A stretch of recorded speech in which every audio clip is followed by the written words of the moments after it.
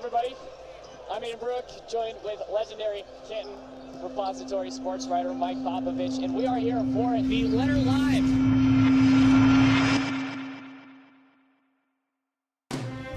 Hello, everybody. Welcome to the Letter Live. Hello, everybody. Welcome to the Letter Live. Hello, everybody. Welcome back to the Letter Live. Of the Letter Live. Hello, everybody. Welcome to the Letter Live. Letter Live from Jackson High School. Hello, everybody. Welcome to the Letter Live. Hello, everybody. Welcome to the Letter Live. All right. Hello, everybody. Welcome to the Letter Live. Hello, everybody. Welcome to the Letter Live.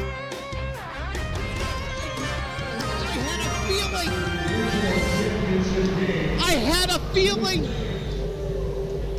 Hello, everybody. Welcome to the Letter Live. We are here live from the Canton McKinley Memorial Fieldhouse for, I believe, the second annual Shot Clock Shootout. Mike, we are here for Olentangy, the Olentangy Braves, 6-0, currently first in the OCC Cardinal Conference, going up against the first team in another conference that we know very well, the Hoover Vikings.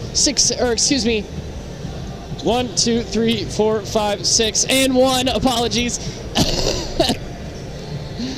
Mike, let them know. Well, when you look at the matchups of all the teams that are here, this is probably one of the best matchups. You know, like you said, Hoover 6-1, Olentangy 6-0. And as we talked about for a few weeks when we were promoting us doing this game, not the Olentangy Orange team that won the Division I state championship.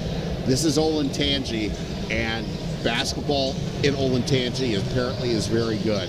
They're off to a 6-0 start, and if you're Hoover, it's a good matchup to not only play in a game where you're going to have a 35-second shot clock, but also play against a team, another non-league opponent like Massillon the other night, where you can measure yourself well against. So I'm looking forward to this matchup. Without a doubt. Oh, that would be the second time that I've thrown my pen today. So apologies. A couple of headlines going into this game. Olentangy going to be without their UConn tight end commit at the center position. 6'9" Jackson Mangum. He's going to be out today. He is not dressed, not starting. And for Hoover, going to be Hirschberger's flu game. Hunter Hirschberger posted on his Snapchat story that he is going to be playing either with the flu or some type of sickness that we cannot confirm or deny. However, if it's coming from him, I mean, there's probably got to be something, right? Well, and as you see, yeah, and that's, I believe so. I mean, we're at the time of year where I'm sure a lot of teams are going through illness and sickness, and I just happened to see that before the game started. But as one former NBA player who you and I are both think are number 2 all time, once had a flu game, and he did really well. So I'm not gonna doubt Hunter Hirschberger's abilities in this game, even if he's battling the flu. But yeah, I'm looking forward to seeing how he does. As you mentioned, the big 6'9" player Jackson Mangum out for Olentangy. You thought if there was an advantage on the floor that Olentangy had, it was having a guy like him, who I think who's probably 5 inches taller than the tallest Hoover player, but he's going to be out. That'll help neutralize things for Hoover. For sure, Mike. Well, we had the opportunity to talk to both head coaches for Olentangy and Hoover, John Fiesel for Olentangy and Mike Bluey for North Canton Hoover, before the game. And so we're going to kick it over there, and we will see you back for our starting lineups for both of these teams. And then we'll break it down to action here on this historic floor at the Memorial Fieldhouse. John Fiesel, the head coach of the Olentangy Braves, before their game against Hoover here today at the Shot Clock Shootout. And Coach, you said your girls' team came to this event last year. It's the first year for your boys' team, but you have an interest in you had an interest in coming here. You're the president of the Coaches Association, so I think it was an easy decision, right? Well, yeah, I mean, I really like the event. I mean, of course, we help host at the Coach Association, and I just want to be a part of it so that my kids get a chance to play here at the Canton Fieldhouse. That's the biggest reason we wanted to come. I mean, the shot clock thing's great, and the coaches running thing's great, but this is probably the top 2 or 3 places to play in Ohio. So getting a chance to play down here in the middle of the season is a great experience for us. In talking with coaches, do you see a day soon where shot clocks will be used in high school basketball in Ohio? Well, soon, Adam Hall, myself, and some other coaches from our staff are going to put up our idea of 2 to 3 years getting the shot clock into the whole school, into high school basketball.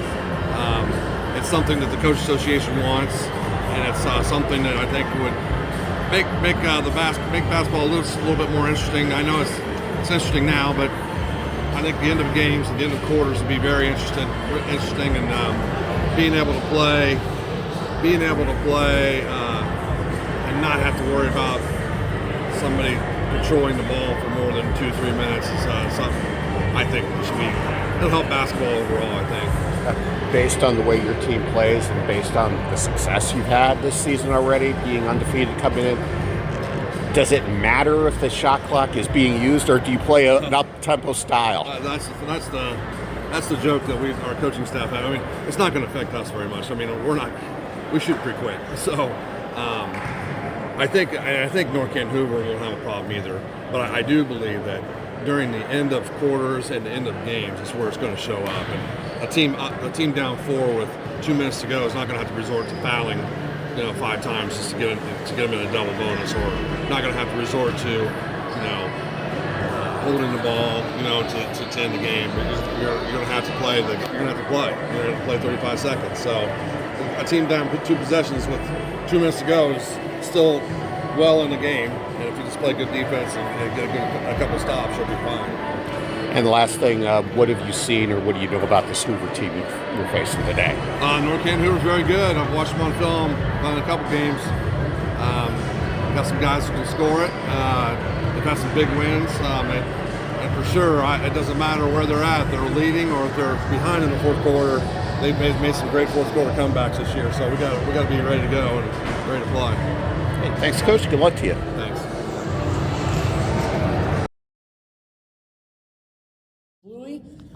Shot clock shootout, you got 35 seconds on the shot clock. Usually your possessions are a little bit more drawn out than 35 seconds. How's that going to play into your game today? I think we'll be fine. We've been in that 30 to 35 second range for the majority of the year if you were to track our possessions. So I don't think it's a concern of ours. If we get late clock, we're ready for it. So we're excited to go. Yeah, without a doubt. With the shot clock being implemented, were there times in practices this week where you tried to, keep your guys keeping in mind of the shot clock and, those situations? Apologies. Yeah, we certainly had segments of practice where we specifically were off the clock. It didn't dominate our practice session, but we certainly paid attention to it and had different segments of practice dedicated to making sure that we were on the 35-second clock. Yeah, for sure. So this Olentangy team, they got a 6'9" post player. It doesn't look, if you take a look at your guys' roster, you don't have that type of size, but you do have that type of presence in the paint with Geiselman, and then you also have Collins who's able to get in there. You think that's going to be a big issue, getting boards? We are undersized. We certainly do not pass anyone's eye test. It's a concern for sure. He's good. He's got good feet. He's a Division I athlete going to play tight end at UConn. He's definitely a concern. But I'll tell you what, they got really good perimeter players. I like the pieces that they have. This is going to be quite a challenge for us today. Yeah, for sure. So Hirschberger, Newell, you have Martin off the bench. You got a lot of guys who are able to get their hands on the basketball and make things happen. You said it when we were talking the other day. You got to want the ball, and you got to want to score. With this team and this personnel group, does it seem like against Olentangy there are going to be enough guys who want the ball and want to score? Well, that's what we're hoping to see. Yeah, we've done a pretty good job of just collectively rebounding as a group. Somebody's got to go get it. This team today, they're physical. You got to hold blockouts. Hopefully we're physically able to do that. I'm going to have to do that probably a little longer. And then someone's got to go get it. So I'm looking for a collective rebounding effort, whether it's, Geiselman or Collins or Hunter, either one of whoever it is, it doesn't matter. We got to go get the ball. We got to create opportunity for us to run, get out in transition, and hopefully eliminate the size advantage that they have over us. For sure. So coming out the gate, what's going to be that big X factor that you told your guys coming out? Well, we got to stop dribble penetration. It's been kind of a sore spot defensively for us so far this year. We've been able to overcome it and get enough stops. This team attacks the basket pretty dang good. And obviously when you got a 6'7", 6'8" kid inside that you can flip it to, that poses quite a challenge for us. But we're up for it. We're looking forward to it. We're happy to be invited, and we're excited to be here. All right. Thank you, Coach. Appreciate it. Well, folks, we have just passed the national anthem. We are going into our starting lineups introductions done by the wonderful Corey Nicole here at the Fieldhouse. Mike, you want to break us down through our Olentangy starters? Well, Olentangy is going to be starting Robert Page at point guard. He is a sophomore. Mike Alexander gets the start today. He is a junior forward. Ty Wahlberg, who is the leading scorer for Olentangy, averaging almost 17 points per game. He is a junior guard. And we have Troy Klug. He is a sophomore forward. And Quentin Page, he is a senior swingman. And for the Hoover Vikings, Cole O'Lear in the starting lineup, as well as Brady McCann, Connor Newell, Hunter Hirschberger, and Roman Geisman. A little bit of a switch. We saw Hoover start John Collins last game against Massillon in favor of Roman Geisman. Geisman back in the starting lineup today. And with the usual other starters for Hoover, who are coming off a pretty emotional win against Massillon. It's a game that almost got away from them thanks to Massillon's defense, but Connor Newell hits the big shot, big three-pointer to win, gives them some momentum coming into this game. So it's going to be Geiselman, and who I have to assume is going to be Quentin Page for the Olentangy Braves tipping off here in just a second.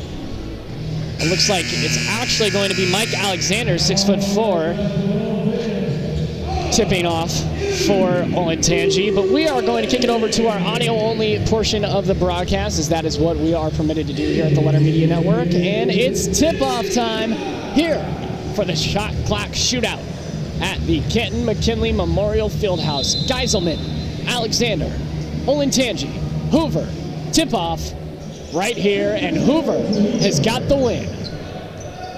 Cole O'Lear starting things off. He is guarded by Robert Page. Hands things off to Geiselman now on his wing, and that's a turnover. Page goes to Walburn, and Walburn goes inside. He can't find it. Inside. Another shot by Mike Alexander goes up. Inside. He puts one off the side of the rim, and he'll get fouled. So he'll head to the stripe for Geiselman's first foul. 7 minutes, 38 to go left here in the first. Now, as we said, 35-second shot clock in these games. All the games, including the girls' game that we saw between Northwest and McKinley earlier, as Alexander hits his first free throw. Olentangy maybe playing a little bit more up-tempo of a game than what Hoover does. And as their coach said before the game, probably don't need a shot clock for us. We just play that fast as Alexander hits his second free throw. So Newell inbounds to O'Lear. O'Lear taking it down the court.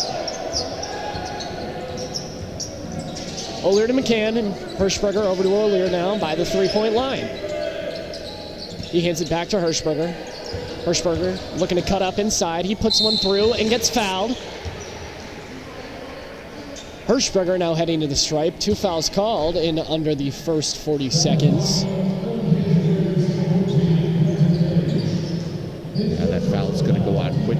for Olentangy. Hunter Hirschberger showing really no ill effects of being ill, being aggressive, driving to the basket on his first possession, and he hits the first free throw. So 2-1 Olentangy with the lead. Hirschberger trying to tie it up, and he does.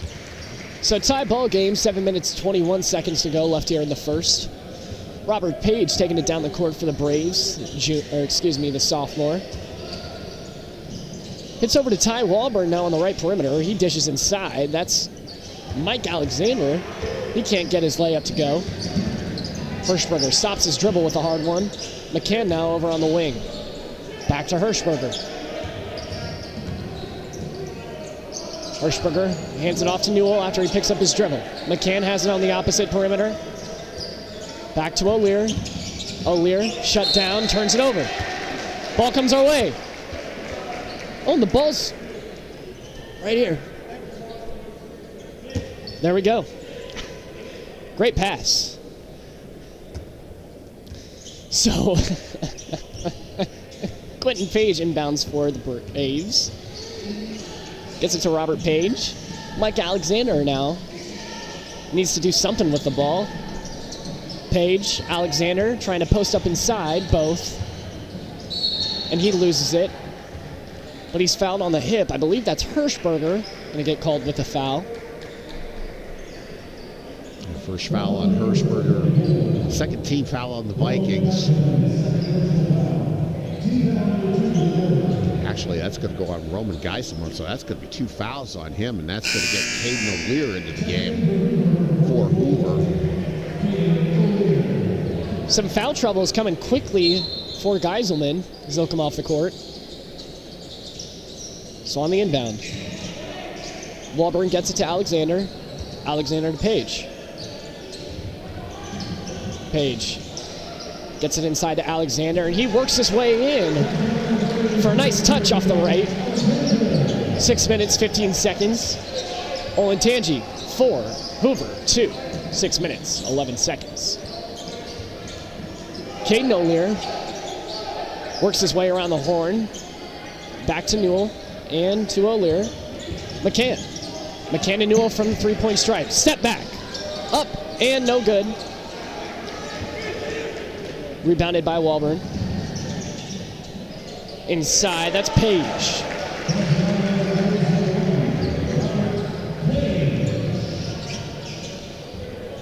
Hirschberger pushing the pace downhill. Goes over to Cole O'Lear. Cole O'Lear steps back.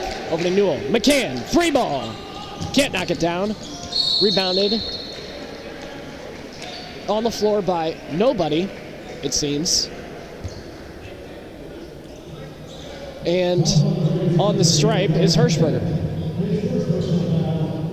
Yeah, Mike Alexander with the foul for Olentangy. First team foul for him. Second on the Braves.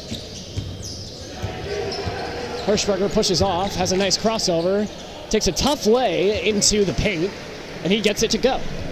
Olentangy 6, Hoover 4, 5 minutes, 18 left to go left here in the first. Quentin Page eyes down the three-point shot that goes to the corner for Walburn instead. He'll dribble drive underneath. That ball is hit out of bounds by Brady McCann, and it's going to be Braves ball with 5 minutes, 6 seconds to go. Hoover down 2 to Olentangy, 6-4. On the inbound, he lobs one over. And Caden O'Lear, a little perplexed as to what's coming with the shot.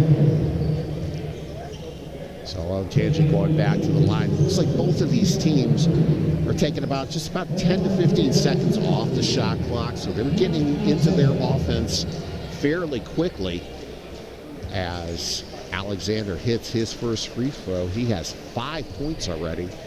5 of Olentangy's 7 points. So the shot clock probably not going to be an issue for either of these teams today, as Alexander misses his second one. Second free throw is way off, and Hirschberger, Caden O'Lear loses it over to Newell. Newell, corner, 3, knocks it. So now tied up at 7 apiece with 4 minutes, 49 seconds to go left here in the first. Ty Walburn over on that left wing hands things over to his teammate and Robert Page over on the right. Page to the corner, that's Kluk and Trey Kluk. There was an in stride from Page going inside, and they convert to get 2. So Olentangy 9, Hoover 7, 4 minutes 23 to go in the first. Hirschberger telling his guys to go back, positions his foot back, and has McCann. McCann at the key, over to Cole O'Lear, free ball, can't rain. Ball's hit out of bounds. And Olentangy making some changes. And before Brendan Truca comes in along with Dawson Oleski. Dre Martin getting ready to suit up for Hoover. Had a big night against Massillon last week. 25 seconds left on the shot clock. Got Ty Walburn driving inside. Tough lay, and 1 for Ty Walburn. Walburn, he's averaging about 16.8 points per game. A letter winner already. He's got a primary scorer tag on him in just his junior year. Connor Newell gets the foul on that drive, and 14th foul for Hoover. As Walburn will try to complete the three-point play, give the Braves a 5-point lead. Connor Newell hit that big game-winning three-pointer the other night against Massillon. Bounced a couple of times off the rim as Walburn's free throw goes. So Walburn with a successful trip to the line. It's Olentangy 12, Hoover 7, as Newell leaves it for a turnover. You know, we've seen Hoover a number of times this year. Newell had a kind of a slow start shooting the ball this season, but the past couple of games, he's really picked things up. And when you hit a big shot like that, that's going to build your confidence up real high. Robert Page with his right, fires one over to the left. That's Oleski. He gets blocked by Caden O'Lear.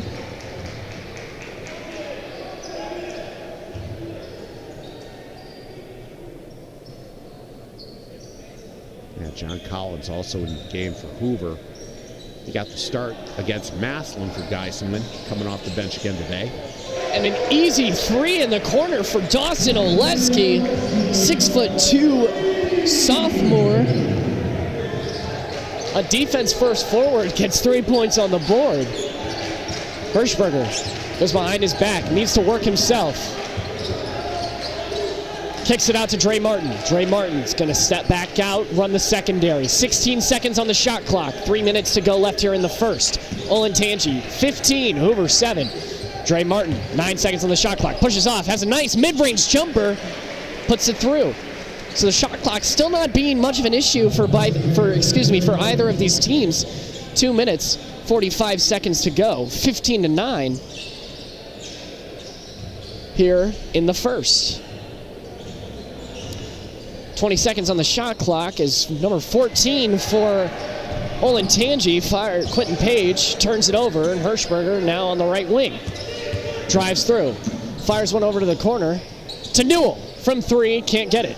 Collins gets his board, ball's hit out of bounds by number 4 for Olentangy. That's Brendan Truca. Well, Dre Martin, we saw the other night against Massillon, probably the best game we've seen him in a Hoover uniform this season. Brought a lot of energy offensively and defensively off the bench.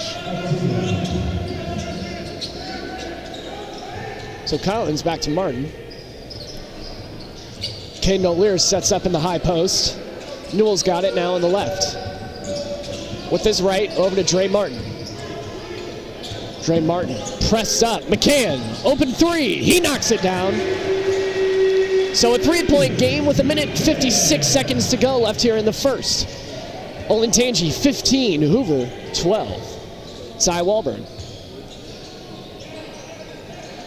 gets one to Cameron Oleski.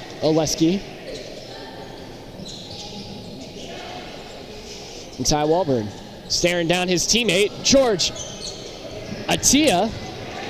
Can't get the three. So down the court, it's Dre Martin for Hoover. Minute 25 to go. Connor Newell pulls up from the foul stripe. Can't get a lucky bounce like how he did against Massillon. And inside were about 3 guys from both teams. Some contact on it. Foul's going to go against John Collins for Hoover.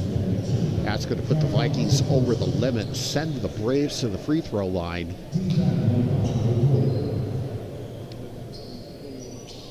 That's going to be Ty Walburn going to the free throw line. 2. 3 points on the day. She said averaging almost 17 points a game to lead the Braves in scoring coming in. Walburn's first free throw is good.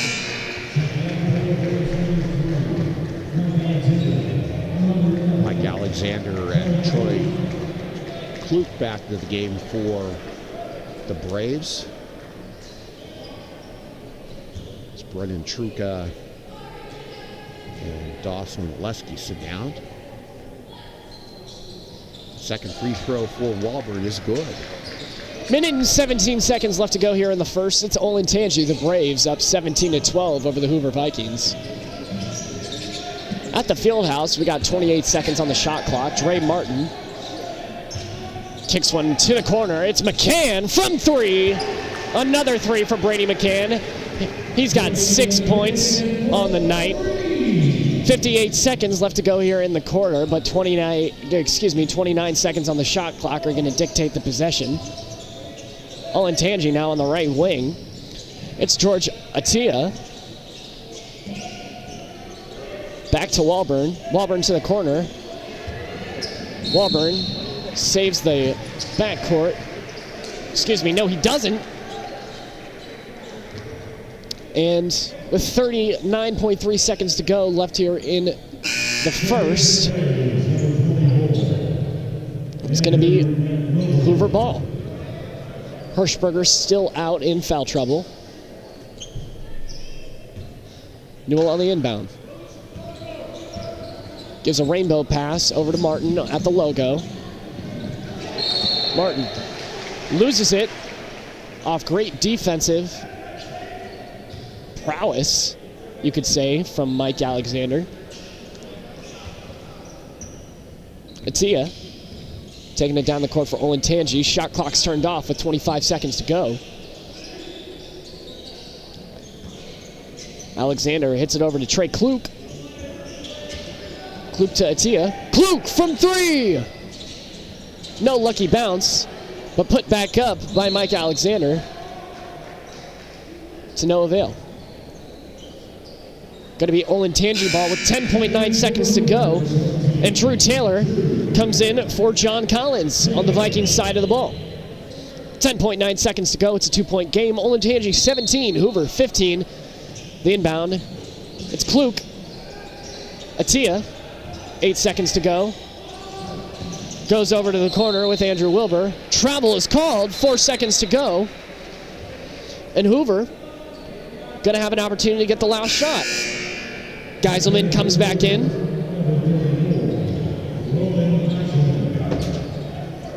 And Newell also comes back in. So Geiselman on the inbound. Hands things to Drew Taylor. 3 seconds to go. Taylor's got to get it down the court. Loses it. Time expires. And nobody's able to get a shot off before the end of the first. So after one, Hoover down 2 to Olentangy 17-15 here at the shot clock shootout. We're going to take a quick break, and we'll see you when we get back.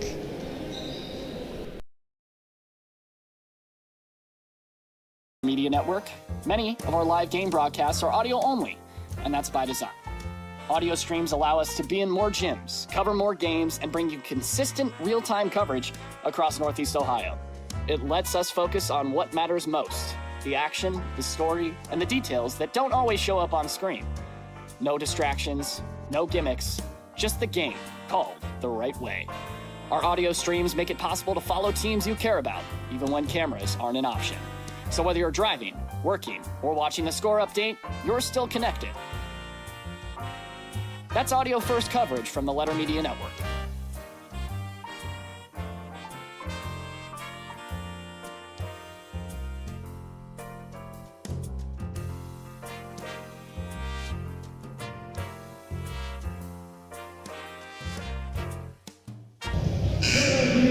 Well, welcome back, everybody, here to the Letter Media Network's live coverage of the Shot Clock Shootout. We are here at Canton McKinley Memorial Fieldhouse for Olentangy versus Hoover. Olentangy now up 2 on the Vikings.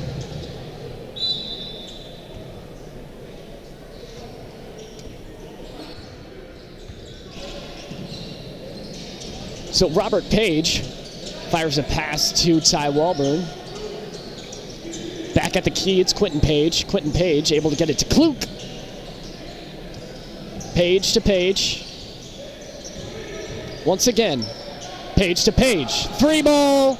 No good by Robert Page. Rebounded by Mike Alexander. Alexander getting the board, but I believe tapped it out of bounds, so it's going to go Hoover ball. 7 minutes, 34 seconds to go. 17-15. Olentangy currently lead over the Hoover Vikings. Hirschberger back on the court. And no fouls for Hirschberger. It just seemed like Bluey wanted to give him a break at the end of the quarter. 7 minutes, 30 seconds to go as it ticks down. 30 seconds left on the shot clock. Drew Taylor taking it around town. Hands it to Hirschberger now. Taylor cuts. Isn't able to be found. McCann kicks it out to Martin. Dre Martin back to Hirschberger. They'll set. 15 seconds left on the shot clock. Hirschberger now on that left wing. Drives through. Kicks it over to McCann. Forced shot is no good. And it's going to be Olentangy ball. So a lost possession, an empty possession rather, there for the Hoover Vikings with 7 minutes, 4 seconds to go. Olentangy taking it down sub 7. 17-15. Here at the Fieldhouse, Mike. A 3 ball taken by number 5, Ty Walburn, is no good, and Hirschberger taking it down the court. So Hirschberger pushing the pace a little bit. 25 seconds left on the shot clock. It goes to Dre Martin. He crosses up, gets around, and back to Hirschberger on that right wing. Hirschberger at the perimeter. Hands things back to McCann. McCann fires a pass that almost goes out of bounds, but Hirschberger able to get his hands on it. Fires one over to McCann. McCann wants a 3, gets the screen, fires inside, blocked after Drew Taylor, and the shot clock rings, or buzzes, shall I say, for a turnover. And something that we wouldn't normally see in a regular possession in high school basketball, Mike. Well, right, yeah. For great defense by Olentangy right there to force the first really long possession by either team in this game, and they're able to force a turnover with the shot clock. Walburn with 25 seconds on the shot clock. He's over on that left perimeter, fires to the corner in Page. Robert Page to Alexander. Alexander tries to put one up, but it's off the side of the backboard and still going Olentangy's way. Connor Newell and Cole O'Lear back to suit up for the Vikings. 5 minutes, 55 seconds to go left here in the second. Dre Martin and Drew Taylor coming out for the new pair. You were talking about earlier, Mike Bluey taking Hunter Hirschberger out at the end of the first quarter. I'll finish that thought after this possession. So Quentin Page gets it to Robert Page. And it hit a Hoover defender on its way out, so Olentangy going to have a sideline out of bounds play. As we said earlier, Hunter Hirschberger may be battling the flu a little bit, so they're going to watch his energy, watch his minutes today. And the gather step by Quentin Page takes him into the paint. The gather step? He's got none. 5 minutes, 45 seconds. Quentin Page fires one in, and one.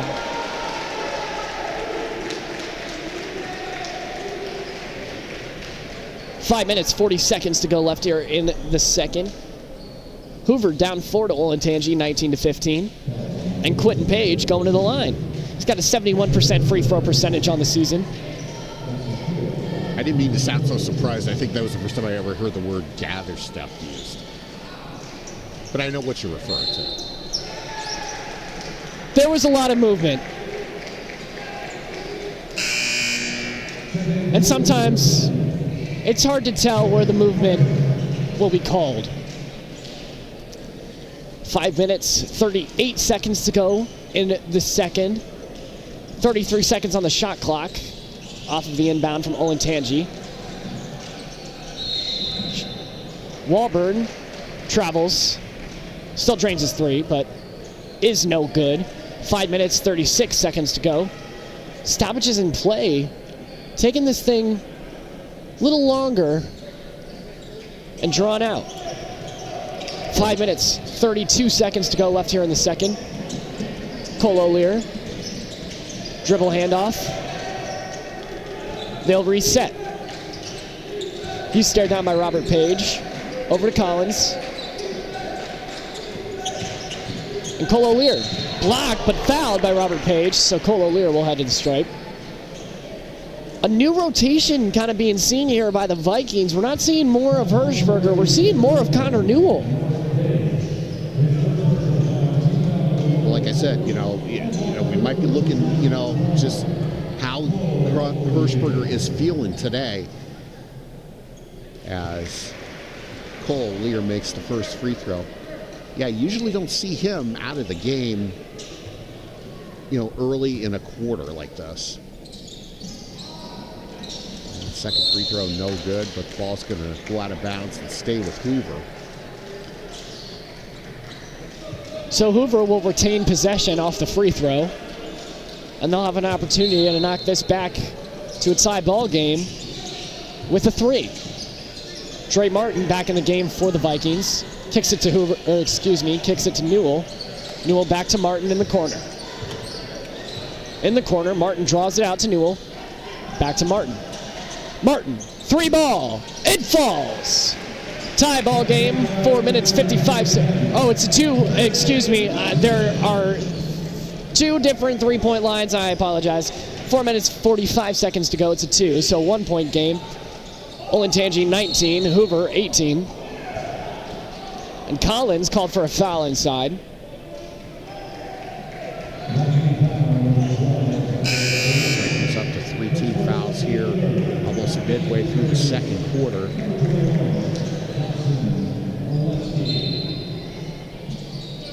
On the inbound, it's Ty Walburn. Walburn inside. Gets it to Mike Alexander, and Mike Alexander gets fouled. So we're racking up the fouls again. And, you kind of want, it's their fourth team foul here in the quarter. Kind of hoping for, in a game like this, where you got a shot clock used, you kind of let a little bit of open play by the officials. Hold things a little tight. Free throw by Walburn is good. That's 6 points.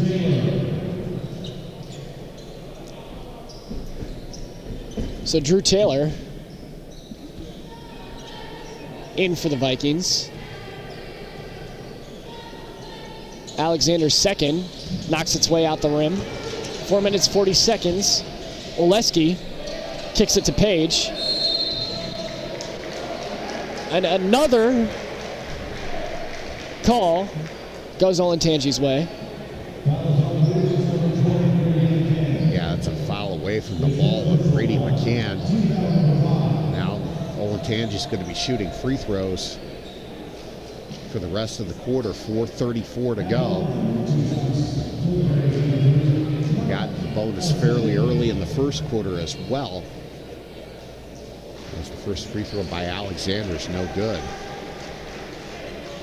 Alexander under a 50% free throw percentage this season. 47 to be exact. He looks to split the pair. And he will. So 4 minutes, 34 seconds to go. 3 point game. Olentangy 21, Hoover 18. Dre Martin to Newell. Back to Martin. Vikings drive it down the floor, and McCann's got a dribble with his left over to Newell. Newell to the corner, it's McCann. McCann dices up, gets pushed out, needs to keep it inside. Drew Taylor to the corner, McCann, three, no good. In transition, Ty Walburn fires to the inside with Alexander, and Alexander called for another foul.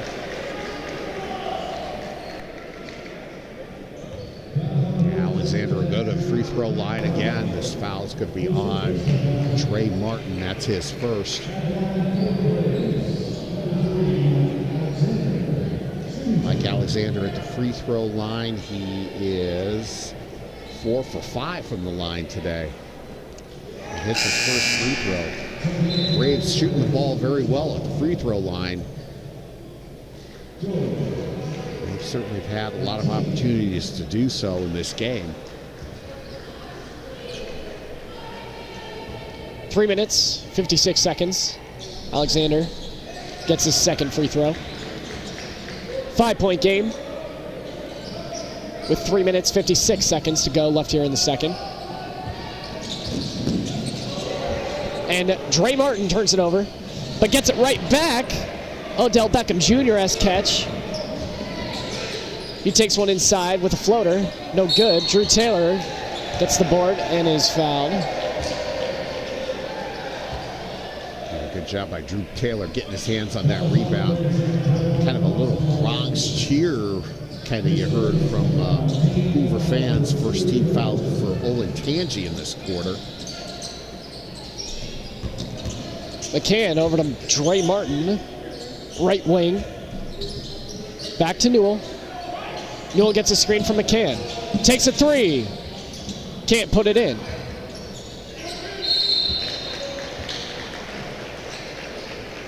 Good job by McCann getting the rebound and drawing the foul. That's going to be ruled a shooting foul, so he'll go to the free throw line for Hoover. Foul's going to be on Ty Walburn for Olentangy. That's his first. McCann's first free throw is good.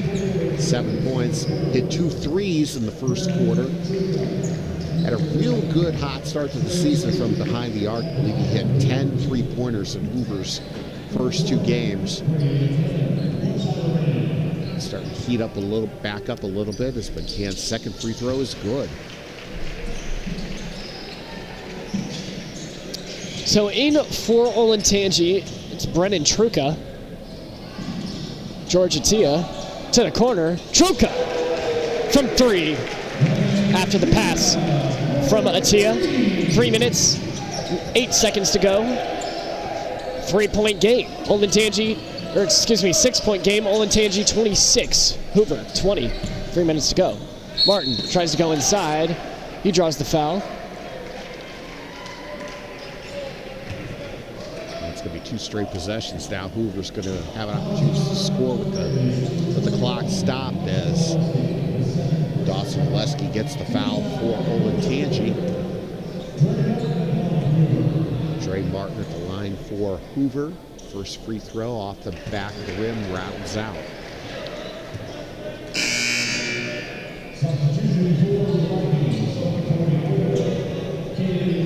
Gabriel Lear back in the game for Hoover, in for Cole Lear. And Martin's second free throw is good. Dawson Oleski gets the inbound to George Attia. Attia averaging 5 points per game. Secondary handler, it appears. Trey Kluk turns it over. Falls into Drew Taylor's hands. Drew Taylor to Dre Martin. Dre Martin driving inside. Nice lay, a touch. 2 minutes, 40 seconds to go. And it is now 26-23. We're going to take a quick break here, and we'll see you back in 15 seconds.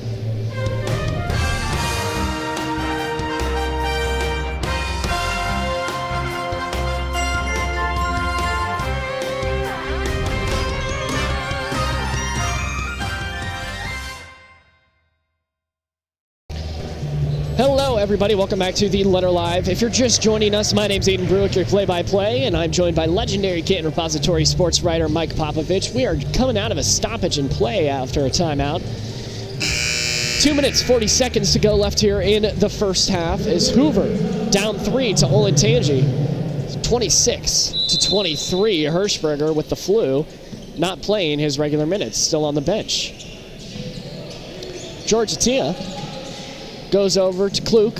Kluk to the corner. Oleski with his left fires to the three-point line. 3 ball taken by Atia, but no good. Colo Lear down the court, small but mighty. He's stared down by George Atia. Hands it off to Dre Martin. Dre Martin inside. Puts one up. Gets fouled. So Dre Martin will head back to the line with a chance to put this within 1. Well, you're going to ask who's going to pick up the slack with Hunter Hirschberger on the bench. Now, Dre Martin might be that guy. 7 points in the game, 5 in this quarter alone. Having a chance to add to that total. And his first free throw is good. Dre Martin, 88.9% from the free throw line. Drew Taylor comes in for Colo Lear. So McCann will move to the 2. Said Martin had a huge game off the bench at Massillon. Game Hoover won on a Connor Newell three-pointer at the buzzer. And his second free throw bounces in. Robert Page down the court, fires one to the corner. Dribble drive, midi pull-up from Truca.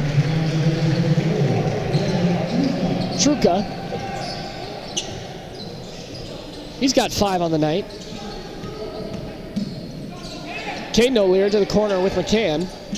Back to O'Lear. And Dre Martin now on the left wing. Fires the pass to Newell. Newell back to Martin. Martin will reset. They play 5 out. The motion comes. Dre Martin. Goes to Newell. Newell from 3. Shot clock comes and goes. To be honest, Mike, I forgot about the shot clock just like Hoover forgot about the shot clock. Minute and 22 to go. Foul is called. That's Robert Page inside.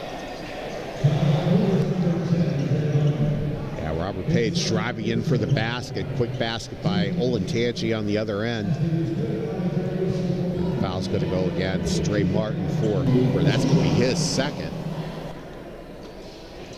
As Robert Page hits the free throw. Minute, 20 seconds to go.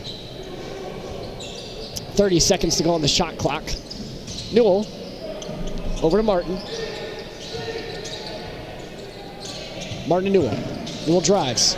Fires to the corner to McCann, but it's picked off by Truca, who goes down the court. Alexander has it. He's double teamed. Puts one up anyways. Boarded by Page.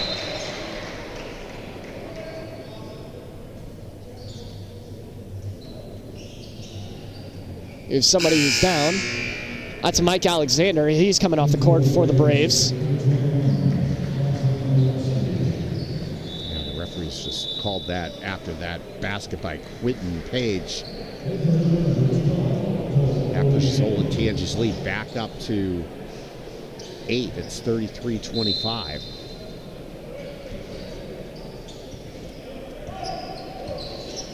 Dre Martin taking it down the court for Hoover. Tries to lose his man in Oleski, but Oleski stays pressed up. Turns it over again as Ty Walburn taking it down the court. Puts one up, and he's fouled. 38.7 seconds to go left here in the second. To the line. They'll have it. It's a mini run by Olentangy at the end of the quarter here to push this lead back up to 8. Mike, we had the opportunity to talk to one of the organizers of this tournament, Joe Bogdan, who is the facilities manager here at Canton McKinley local schools, or Canton City schools, I should say.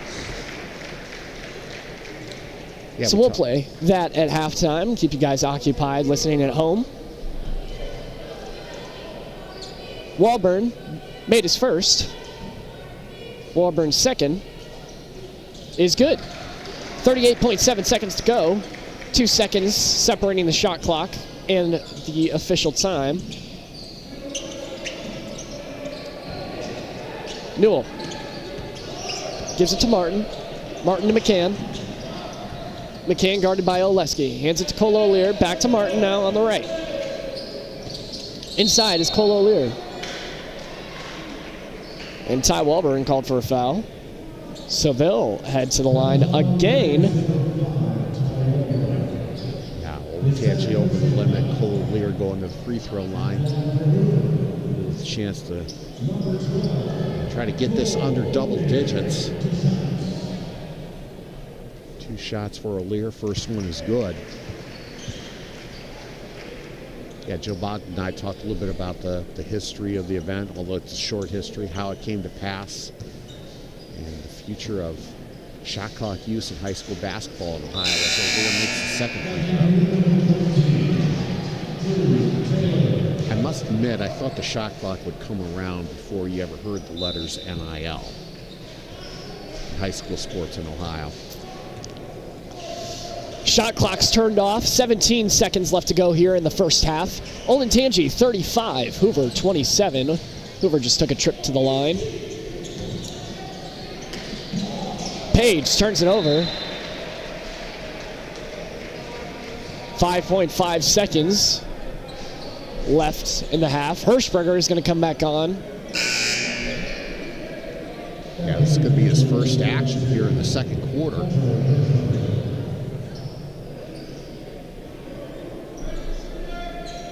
Capable of hitting a shot from anywhere, so with 5.5 seconds left, Mike Blue is going to give him the shot here. So Connor Newell on the inbound. Hands it to Drew Taylor. Drew Taylor going to take it down the court. Taylor to Newell. Newell drives through, turns it over. And no time left on the clock as we go to halftime here at the McKinley Fieldhouse. Mike, we're going to kick it to you, past you, and Joe Bogdan to talk about the impact of the shot clock and its effects on high school basketball.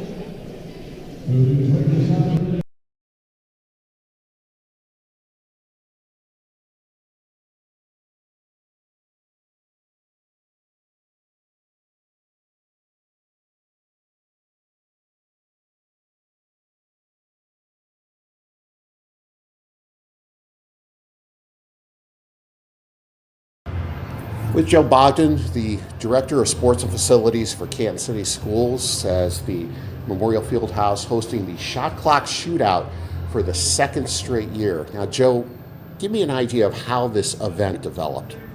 So I always wanted to have some experimentation with the shot clock.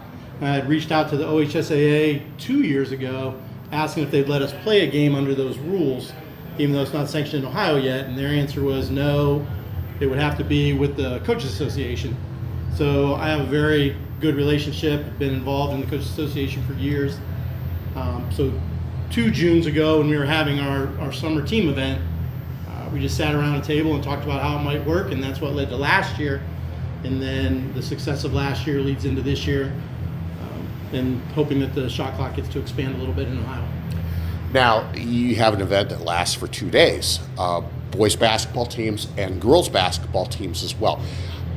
What was the process of who to invite, who to pick to be able to play in this game? So through the Coaches Association, we tried to reach out to some teams that we knew would be fairly talented that year and would have an interest possibly in playing under those new rules. And we're able to, not everybody could make it, some people were already scheduled, but other people were like, yeah, we're interested, and we have somebody else who would like to play, or yeah, we're interested, please find us an opponent. So we just continue to work through all of those. Adam Hall, who's the Public Relations Director for the Coaches Association and works down at Canton South, he did a lot of the scheduling and got a lot of that work done ahead of time. Now, I want to take you back to the years of Joe Bogdan, the basketball coach. couple decades ago. Did you ever think you'd see the day when a shot clock would be used for high school basketball in Ohio? I always thought that it would come eventually. I think it's been a little slower than I would have liked. There's a lot of states that already do have it. I think we're probably still a few years away from it being widespread in Ohio. But the day's definitely coming. The game is just developed to play at that pace, and it doesn't really have a huge effect on a lot of different things during the game, so most people don't even notice that the shot clock is on. Yeah, I would figure some of these teams, and now I don't know all of them, obviously, but the way their style of play is, it's almost like they are playing with the shot clock, right? That's absolutely true. I watched the pups practicing yesterday, and they turned the shot clocks on just to see how it would go, and there were zero issues with getting a shot up before the shot clock went off. So there's quite a few teams like that who just like to play fast. But even the teams who like to play slow, there's some advantages to a shot clock, because now that the other team has to shoot the ball, you can stay in the zone if you like, because you're going to get that ball back eventually. And so the days of somebody holding it out front for minutes on end because the defense won't come out, those days are over. So you see this happening pretty soon. I thought it would happen soon. I didn't think the words or the letters NIL would appear before the shot clock, but you see this coming fairly soon. Yeah, there's a couple other events this year that are using a shot clock, sanctioned by the OHSAA. And I think there was one event that wasn't sanctioned by the OHSAA but used them anyway, so we'll deal with them later. But I think next year you'll see more of these 1 and 2 day bigger events go ahead and be allowed to use shot clocks. And then when Ohio gets on board with it statewide, I think you'll see a phase-in period of a few years to allow everybody to get up to speed with equipment and with an extra person at the scorer's table that you have to find. Hey, Joe, appreciate the time. Thank you. Absolutely. A quick note during the timeout about our broadcast format here at the Letter Media Network. Many of our live game broadcasts are audio only, and that's by design. Audio streams allow us to be in more gyms, cover more games, and bring you consistent real-time coverage across Northeast Ohio. It lets us focus on what matters most: the action, the story, and the details that don't always show up on screen. No distractions, no gimmicks, just the game called the right way. Our audio streams make it possible to follow teams you care about, even when cameras aren't an option. So whether you're driving, working, or watching the score update, you're still connected. That's audio first coverage from the Letter Media Network.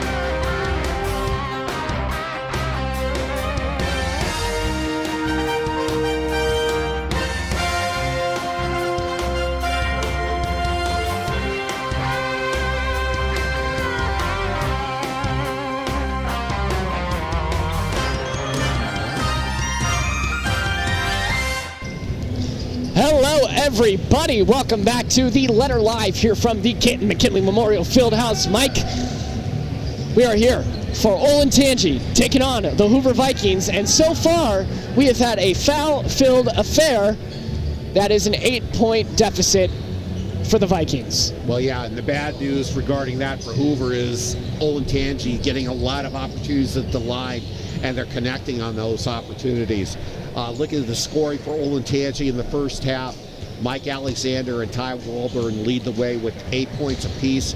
Robert Page has 5 points, so does Brennan Truca, and Dawson Walesky has 3 points. For Hoover, Dre Martin has 9 points, Brady McCann has 8 points, Cole O'Lear with 3 points, Connor Newell with 3 points, and Hunter Hirschberger received limited action because of the flu.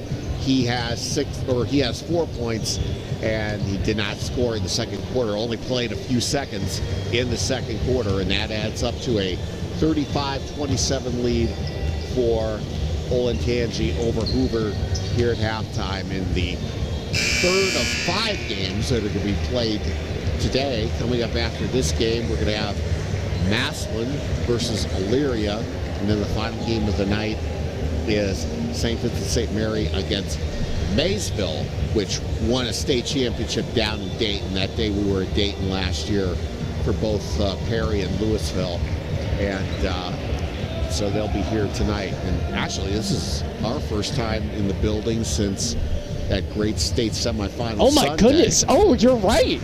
As far as basketball, we were here for another event during Hall of Fame week, a little autograph session.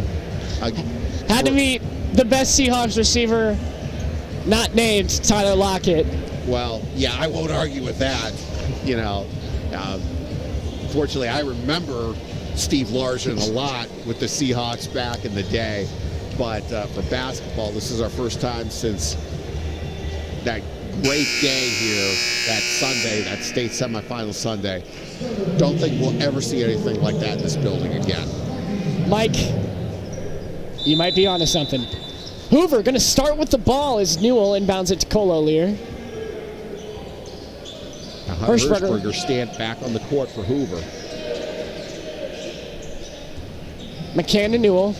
Newell over to O'Lear. Back to Hirschberger, left wing. Geiselman inside. Plays out the post. Hirschberger, corner. McCann, 3. Can't knock it down. Rebounded by Kluk. Robert Page gets it to Quentin Page. Quentin Page now to Walburn. Walburn to Page. Deep 3 by Page is no good. Rebounded by Connor Newell. Connor Newell lobs one to McCann. McCann to Cole O'Lear. He'll stay stationary. 20 seconds about left on the shot clock. Geiselman hits Hirschberger. Hirschberger spins around. Mid-range jumper. Tough shot. Can't get it to fall, but Geiselman gets the board and puts one up. Can't get that one to fall either. But it's going Hoover's way with 6 minutes, 55 seconds to go. 35-27, Olentangy leads. We'll see how long Hirschberger can go here to start the second half. Hirschberger cuts underneath, and Newell goes over top, and he knocks down a 3. So Connor Newell, the shooting continues for Newell. Ball's hit out of Olentangy's hands. It was Trey Kluk with the ball inside. That ball's hit out of bounds. A great opportunity for Hoover now to climb back into this one. They're on a 5-0 run dating back to the end of the second quarter. They were down by as many as 10. Cole O'Lear and McCann find each other for a back and forth pass connection. So Geiselman gets it inside. Touches an Olentangy defender. And it's going to be Hoover ball. 6 minutes, 23 seconds to go. We got a 5-point ball game. 35-30. McCann from the corner, off the inbound, no good. Geiselman chases for the board, and someone from Olentangy goes crashing into the bench. It's going to be Hoover ball again. 6 minutes, 18 seconds to go. Cole O'Lear on the inbound. Cole O'Lear gets it to Geiselman. Geiselman fires inside. Hirschberger now from the left wing. 26 seconds left on the shot clock. 6 minutes, 7 seconds to go. McCann goes inside to Geiselman. Geiselman tries to fire one out, and it's intercepted by Oleski. Oleski gets it to Robert Page. Robert Page stared down by Geiselman. Drives through, puts one up, and in. And the foul.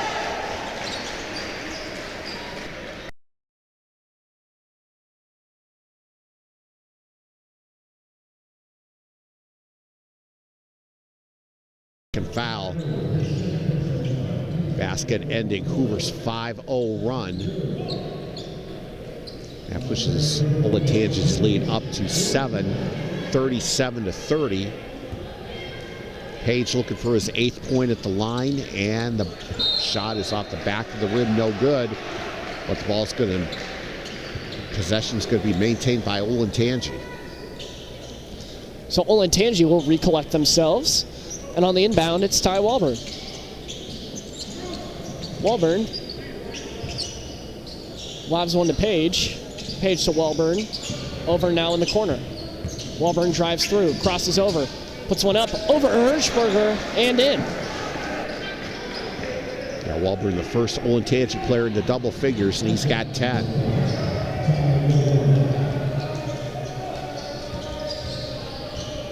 So a 9-point game, 39-30 as Hirschberger drives one through.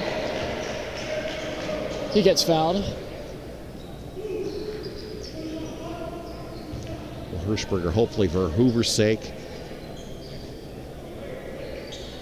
got some energy back after resting most of the second quarter. He'll shoot 2 free throws here, 4 points on the day.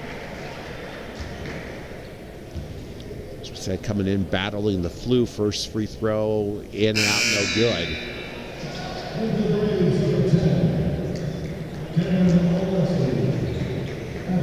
Hirschberger, as we said, 4 points on the day, 2 of 2 from the line in the first quarter. This is his first miss of the day. Second free throw is good. 8-point game with 5 minutes, 24 seconds to go in the third. Olentangy currently leading the Hoover Vikings.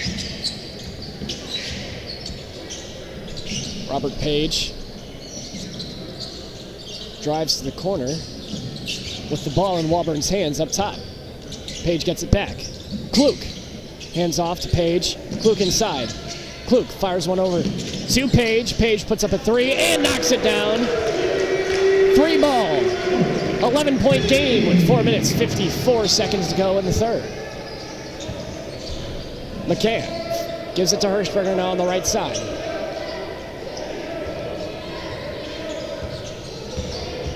Hirschberger gives it to Newell.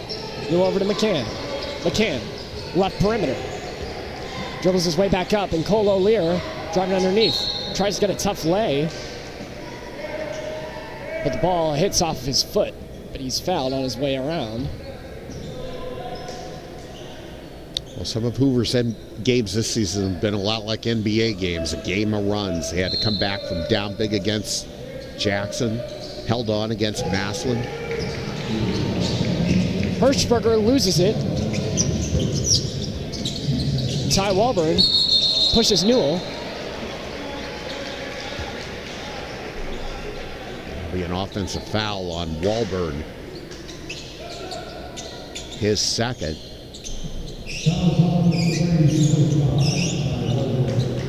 Olentangy up to 3 fouls in the quarter as we approach the midway point. But the Braves lead is its biggest of the day at 11 points. So Cole O'Lear down the court for the Vikings. 42-31, 4 minutes, 15 seconds to go. McCann eyeing down that 3. Gets it to the corner. It's Hirschberger. Hirschberger, deep 3. Can't knock it down. Page gets the board. Gets it in stride. Great pass. Blocked by Geiselman. And it's going Olentangy's way. Right, Geiselman huge really block by Roman Geiselman. There, got a hand on that. Swatted that away.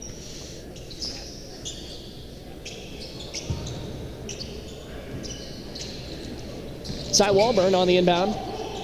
He gets it to Page over Cole O'Lear. Back over to Page now. He spins around, loses it, puts one up. Blocked by Newell. Newell able to get his hands up. Geiselman gets it back to him. So Newell goes over to Cole O'Lear.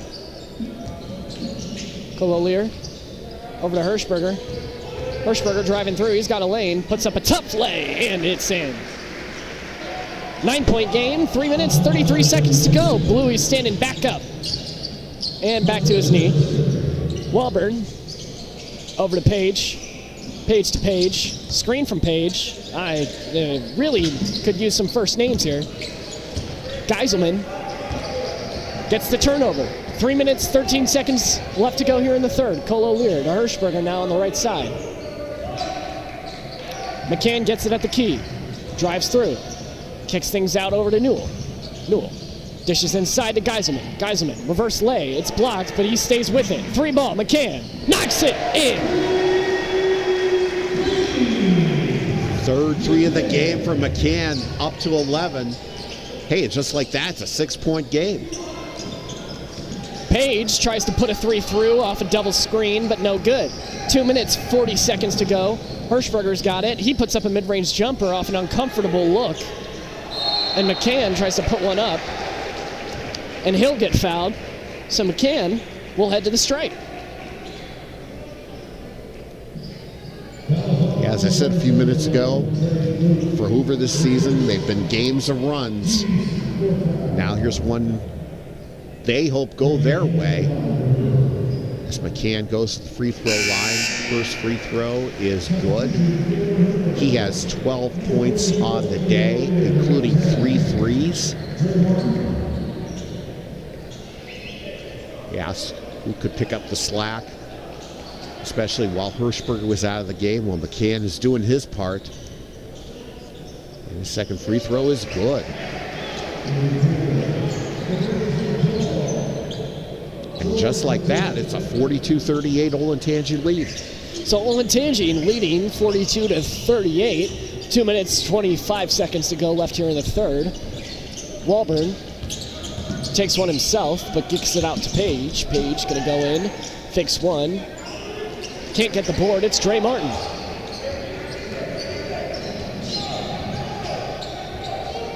Dre Martin gets it to Hirschberger. Hirschberger to McCann. McCann back to Hirschberger. Hirschberger travels. And it's a turnover.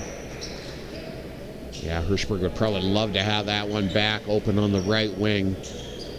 Just too many steps.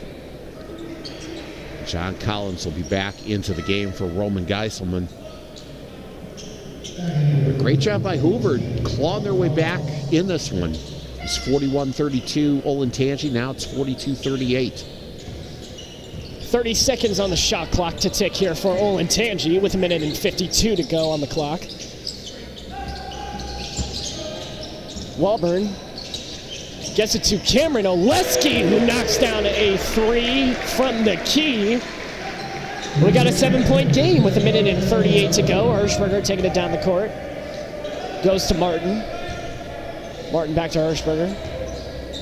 Hirschberger dishes to Collins at the key, and Hirschberger now driving through, pushes off, goes through his legs, spins around, tries to get some contact, and puts it in.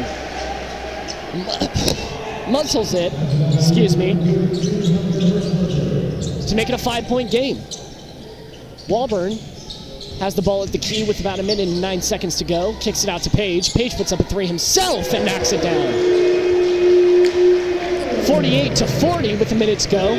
Dre Martin taking it down the court for Hoover. Hoover, Olentangy trading shots. As Dre Martin gets it to McCann. McCann, Martin, and Hirschberger working it around the horn. 40 seconds to go. Martin almost loses it. Goes to McCann in the corner. McCann's open. Three ball works its way out. Boy, that three from McCann went everywhere, but yeah, great look from the right corner. Ball goes out of bounds. It'll go back to Olentangy. Shot clock off as we're down to 31.1 seconds to go in the third quarter.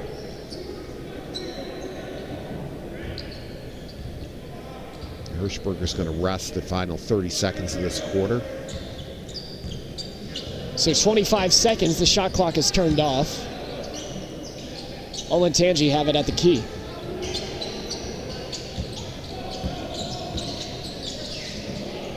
They take it around, almost lose it. It's picked up by Page. Page gets it to Walburn, who pushes off Martin. 4 seconds to go. Walburn going to take the last shot as he puts one up. It's a brick. And inside, that was a shot by Atia. And he gets it to go. Yeah, that went. Boy, two huge shots by guys who haven't scored yet at the end of the quarter, Cameron Oleski and George Atia. And that puts Olentangy's lead up to 50-40 as we head to the final quarter.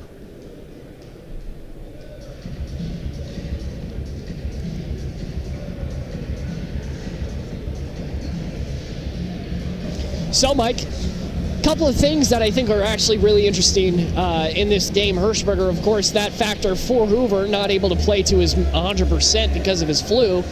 Seems like he's still trying to go through the motions, but he got taken out there in the last couple of seconds. So, a couple of different things happening on both sides of the ball. Olentangy playing great in the post, honestly, and also getting great looks in the perimeter. Able to shoot the ball, able to get some mid-range jumpers up in there as well, as we've seen. So with 8 minutes to go left here in the fourth, we've got Olentangy up on Hoover 50-40 at the shot clock shootout. Yeah, we'll see what Hoover can do as they bring Connor Newell, Dre Martin, Drew Taylor, John Collins, and Caden O'Lear on the court.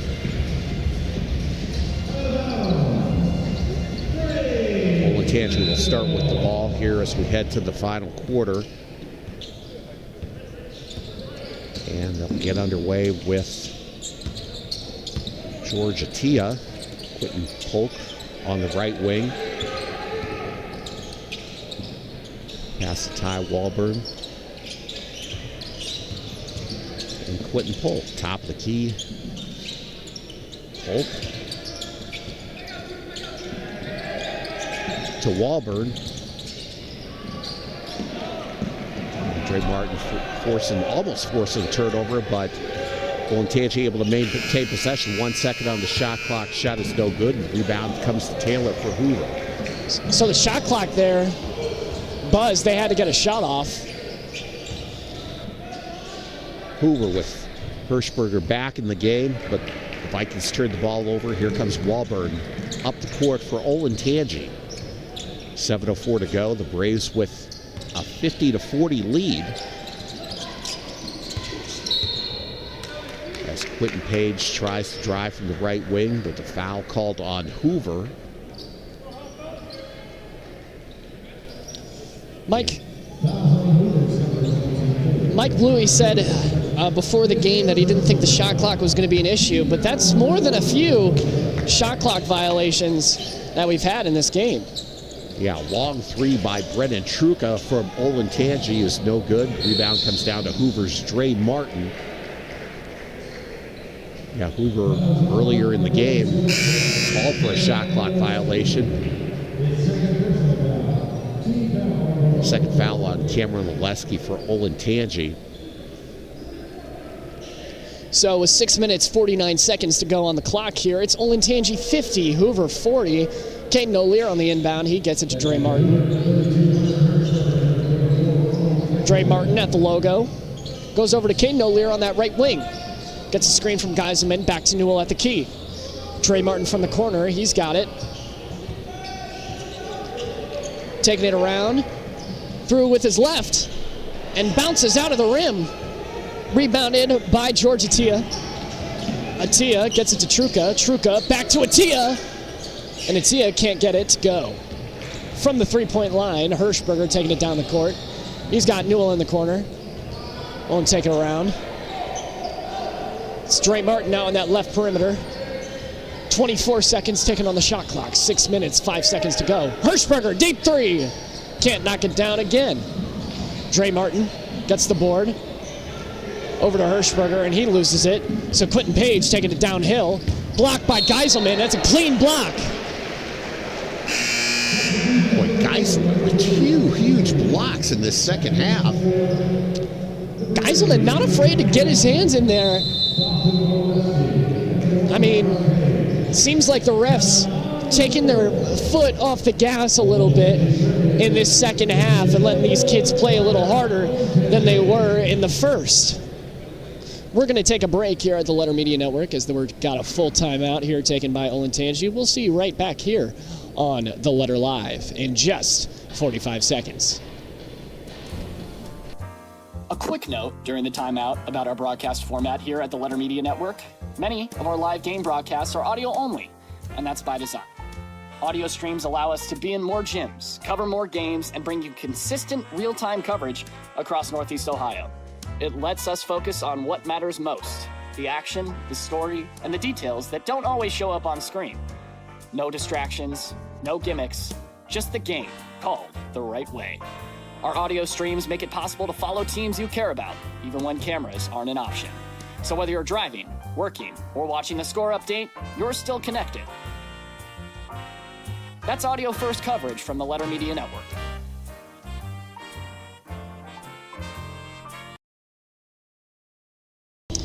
Welcome back to the Letter Live here from the Canton McKinley Memorial Fieldhouse. We've got Hoover lining up against Olentangy with 5 minutes, 49 seconds to go in the fourth. Newell, Hirschberger got it for the Vikings, and Dre Martin going to take it back at the logo. So with 5 minutes, 40 seconds to go, there's 22 seconds left on the shot clock. Geiselman almost loses it, but stays with it, drives through, kicks it to the corner. Hirschberger puts in a three. But there's a foul, Mike. Yeah, they're going to call an offensive foul on Hoover. And that foul's going to go on Roman Geiselman, his third. Honestly, I'm watching Hirschberger in the corner. Wide open shot. Offensive foul. 5 minutes, 25 to go. Robert Page travels. As some would say, ball don't lie. Goes back to Hoover. Well, for Hoover, it's it's not panic time yet, although they'll never panic on the court. But down by 10 with 5 minutes to go. 5 minutes, 18 seconds to go. Geiselman puts one up. He gets fouled. So he'll head to the stripe, looking to make it an 8-point game with his 2 shots at the line. Yeah, Geiselman with 4 points. No, actually, he is scoreless in this game, playing with 3 fouls. Dre Martin will be coming back to the game for Hoover as Geiselman's first free throw is good. That cuts Olentangy's lead down to 9, 50-41 with 5:15 to go.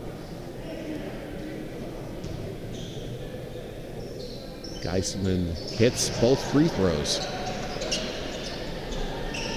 So 5 minutes, 12 seconds to go left here in the fourth. Ty Walburn taking it down for Olentangy. He's got 9 on the night.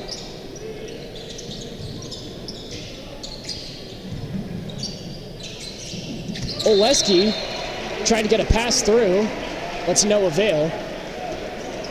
It's going to be Hoover ball. Yeah, just a broken play. It looks like, he was expecting somebody to be there, and there was no one there.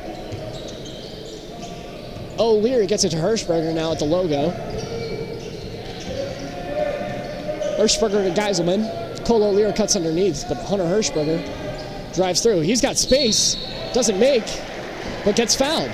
4 minutes, 44 seconds to go. Hirschberger will head to the line. Hirschberger, he's got 9 on the night, looking to break into his 10th point with this foul shot.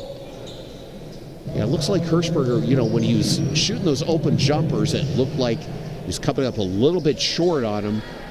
Wonder if it has something to do with his energy, but, he's being aggressive, driving to the basket like he just did there.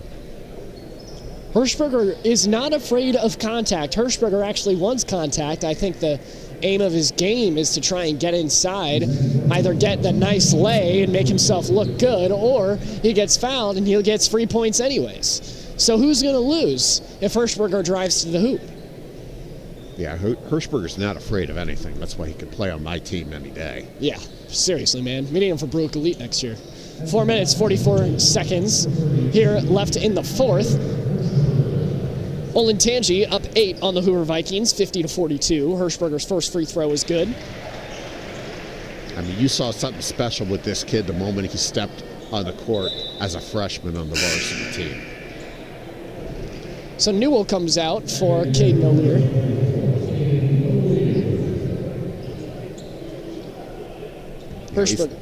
Hirschberger's second. Floats up and comes down. So a 6-point game with 4 minutes, 44 seconds to go. Olentangy 50, Hoover 44. Hirschberger's got 11 on the night, leads his team on the floor.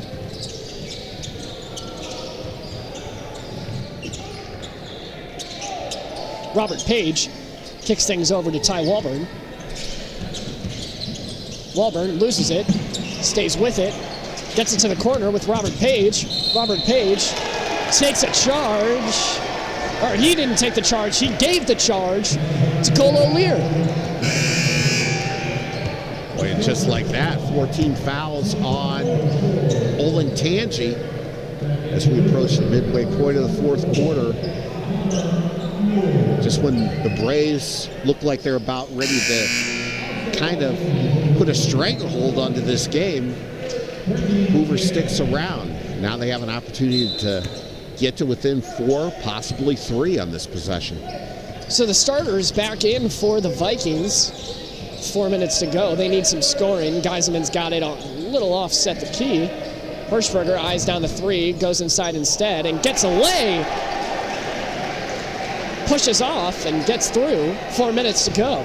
4-point game.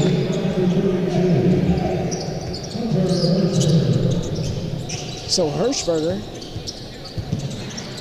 on Walburn, gets it to Oleski. Oleski goes inside and gets a lay. Newell pushing the pace, gets it to Hirschberger now on the left side. Hirschberger drives through, and Clinton Page drew the charge. Hirschberger, that's going to be his 3rd foul. I think of all the games this season, I think this one tops the one as far as charge calls. 3 minutes, 34 seconds to go here in the shot clock shootout against Hoover. And, well, I should say the shot clock shootout between Hoover against Olentangy. Mike? Well, Olentangy, people are not familiar with Olentangy from suburban Columbus, and they're part of an area of Columbus that's really exploding. I believe it's 4 schools that are Olentangy schools. Olentangy, Olentangy Orange, Olentangy Berlin, and I forget what the 4th one is. But that's kind of the area where... Liberty? What's that? Liberty? You're correct, sir. Give me an A. A letter grade on the letter live here with 3 minutes, 30 seconds to go. Olentangy versus Hoover. Oleski gets called for a foul. Oleski doesn't get called for the foul. Rather, he was an offensive player who was fouled. I never pass up the opportunity to get educated by today's youth. So, Olentangy Liberty. Walburn on the inbound, gets it inside to Page. Page back out to Walburn. Walburn doesn't take the 3, he drives inside instead. Puts one up, and it falls. 3 minutes, 10 seconds to go left here in the fourth. Olentangy, 54. Hoover, 54-46. 8-point game, 3 minutes to go. 28 seconds on the shot clock. Hirschberger, deep three, air ball, but rebounded almost by Caden O'Lear. Taken by Olentangy, and he gets the board.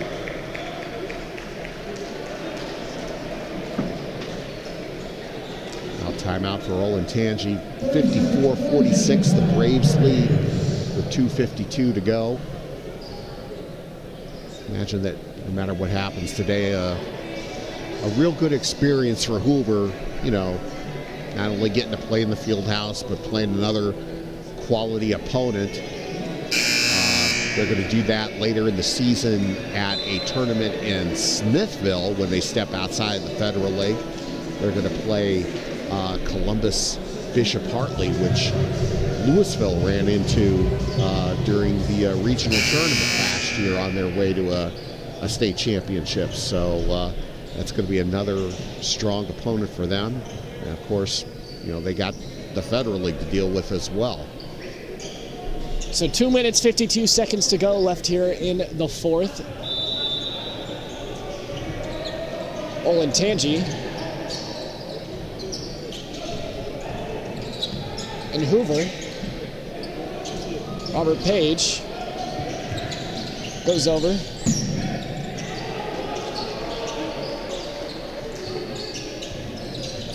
Inside. It's over to Ty Walburn. Walburn over to Page. Page kicks it out to Oleski. Oleski, travel, took too many steps. And Connor Newell and Brady McCann coming back in for the Vikings. Yeah, Hoover putting two of their best shooters back into the game. 2 minutes. Down to the point where they may need some threes to be put up and go. 2 minutes, 18 seconds to go left here in the fourth. Hirschberger draws a foul. So that will send them to the line into the bonus as well. Yeah, foul's going to be on number 14, Whitten Page. Does Hoover a favor, putting him at the foul line. The clock stopped, 2:14 to go. Hunter Hirschberger will be there. He has 15 points on the day. And his first free throw is good. Trey Martin back to the game, as well as Caden O'Lear for Hoover. As Hirschberger tries to get the Vikings to 2 possessions, and he does. So Hirschberger makes both of those free throws with 2 minutes, 14 seconds to go. Shot clock still going here at the shot clock shootout. 54-48, Olentangy versus Hoover. And Walburn over to Page. Inside, Page blocked. I believe by Geiselman.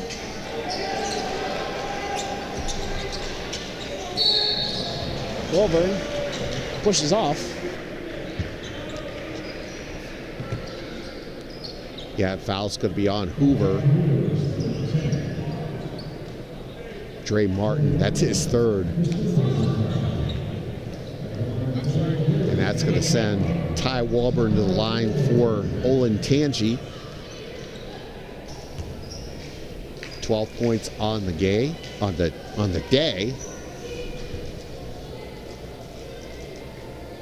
His first shot is good.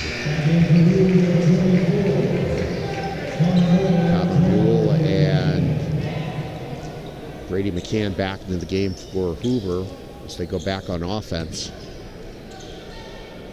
Walburn with 13 points, averaging just under 17 a game. Second shot is no good.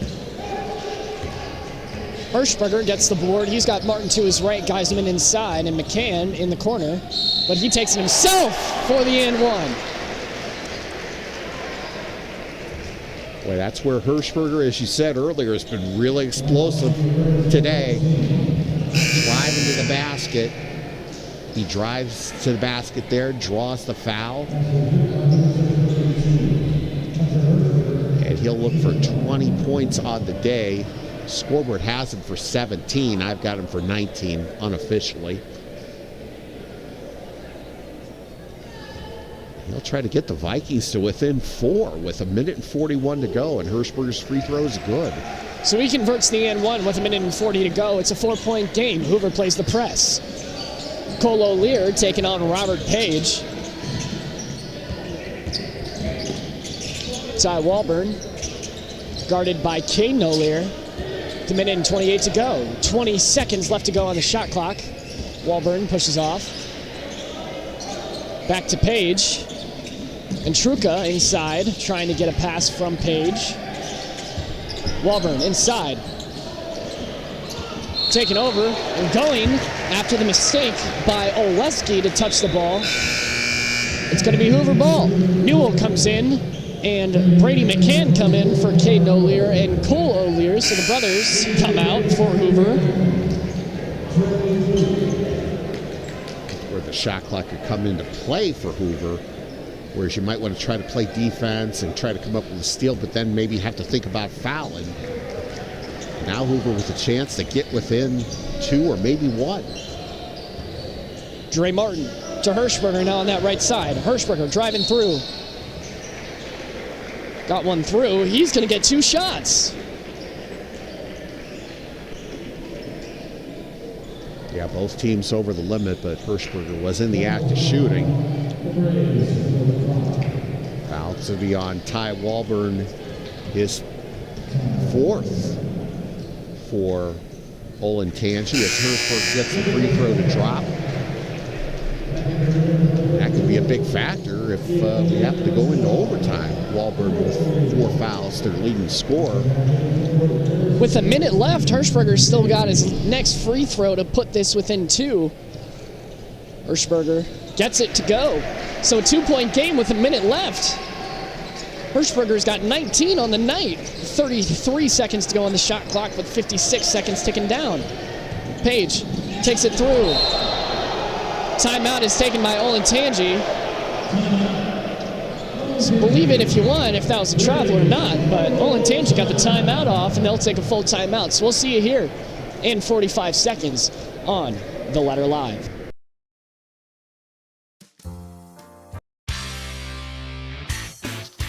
You're watching high school basketball in Northeast Ohio, and you're watching it with the Letter Media Network.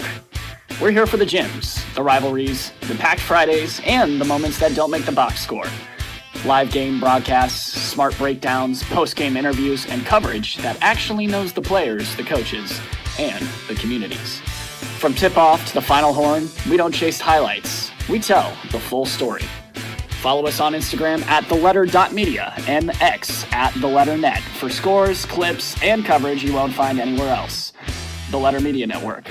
Local hoops, real coverage, every night.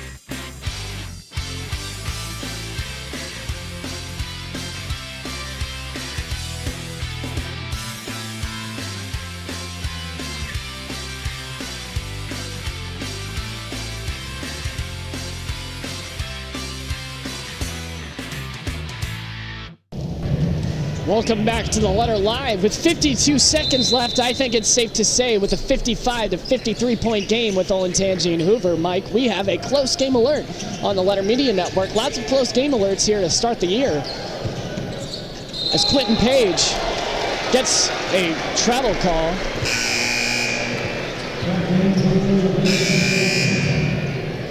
Substitutions galore coming in. Dre Martin comes in for Cole O'Lear. Connor Newell on the inbound for Hoover. He gets it to Dre Martin. Olentangy. Mike Blue's going to take a 30-second timeout here. 38.2 seconds to go. So with the 30-second timeout, that means we're going to take a quick 30-second as well. We'll be right back in 15 seconds here at the Letter Media Network.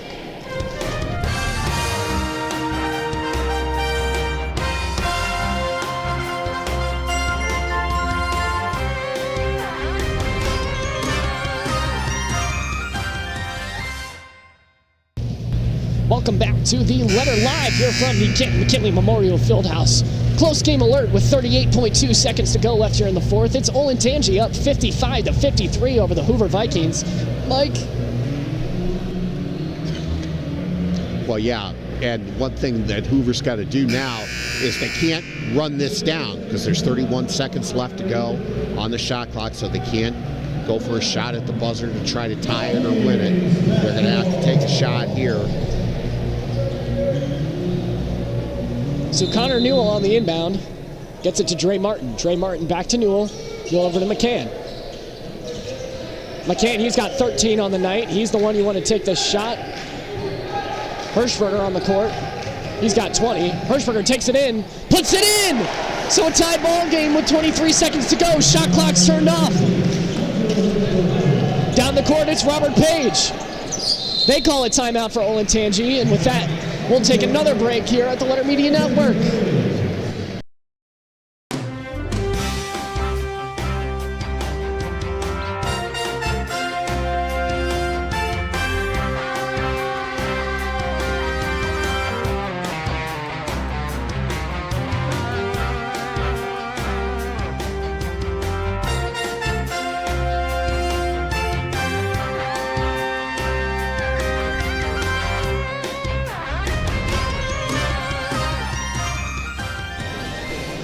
Welcome back to the Letter Live here from the Canton McKinley Memorial Fieldhouse. Said that quite a few times today, but with all the stoppages in play, I have nothing else to do. 15.7 seconds left here to go in the fourth. Tied at 55 apiece. Olentangy and Hoover. Hunter Hirschberger with a clutch layup inside. Got it to a tie ball game, and both teams sending each other into the bonus. Yeah, what a second half Hunter Hirschberger has had.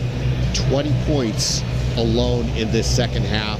I have him for 24. Scoreboard's got 22. It doesn't matter. It's been a gutsy effort by him in the second half, knowing that he wasn't really 100% physically, and hey, maybe that rest in the second quarter really was the thing he really needed to get himself going. But Olentangy with a shot to win it here. 13 seconds to go. Ty Walburn taking it down the court for Olentangy. Martin. Caden O'Lear switch. Dre Martin kicks it through. Walburn, three ball, banks in, and it's good! He falls to the ground as the bank is open. And Walburn, the hero of the day for Olentangy as they stay undefeated, rising to 7-0. And Hoover with a great showing against a strong Olentangy team. Without Olentangy, 6'9" post player, they'll fall to 6-2. Still first in the Fed. Olentangy still first in the Cardinal division of the OCC. Mike? Well, you couldn't have had two closer Hoover games than you did this week. One goes their way at the buzzer on Connor Newell's three at Massillon. And this time, a banked-in three at the buzzer here for Olentangy sends Hoover to defeat. But, you know, a gutsy effort by them, coming back from down by as many as 11 in the second half. And a gutsy effort by Hunter Hirschberger, who was not 100% coming in. He has a big second half, a big reason why his team had a shot to win today's game. So Hirschberger gets... or not Hirschberger, excuse me, Hoover as a whole. Two buzzer beaters in a couple of days. They come on opposite sides of them for both. Mike, it has been great to be here at the Memorial Fieldhouse for the shot clock shootout in 2025. But with that being said, we will be out of here for 2025, Mike. Well, and I just want to say 2025, we did some great stuff together. Obviously, the two state championship games down in Dayton, these games to start the season, a lot of other fun games to do. And, you know I tell you a million times, thank you for giving me this opportunity to work with your boss. I have had so much fun. I love every second of it. And I'm looking forward to seeing what we can do here in the future. So here is to a great 2026, and here is to a great year at the Letter Media Network. Thank you all for watching this year, and thank you all for tuning in for Olentangy versus Hoover. I'm Aiden Brueck. This is Mike Popovich, and thank you for watching.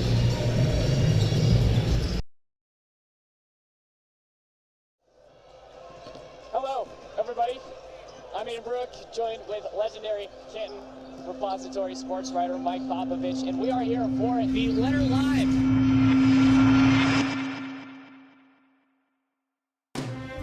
Hello, everybody. Welcome to the Letter Live. Hello, everybody. Welcome to the Letter Live. Hello, everybody. Welcome back to the Letter Live. Letter Live. Hello, everybody. Welcome to the Letter Live. Letter Live from Jackson High School. Hello, everybody. Welcome to the Letter Live. Hello, everybody. Welcome to the Letter Live. All right. Hello, everybody. Welcome to the Letter Live. Hello, everybody. Welcome to the Letter Live.